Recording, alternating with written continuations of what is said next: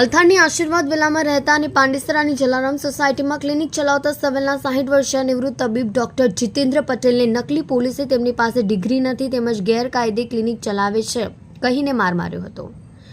છાપાના પાને ચડાવી દેવાની ધમકીઓ આપી 4.50 લાખનો મુદ્દામાલ પડાવી લીધો હતો, જેમાં 1.5 લાખ અને 2.5 લાખના સેલ્ફના ચેક અને લેપટોપ સામેલ છે. ઘટના વિશે તબીબે એક મિત્રને જણાવતા તેમણે તપાસ કરાવી હતી, જેમાં તોડ કરનાર નકલી પોલીસ નીકળ્યો હતો.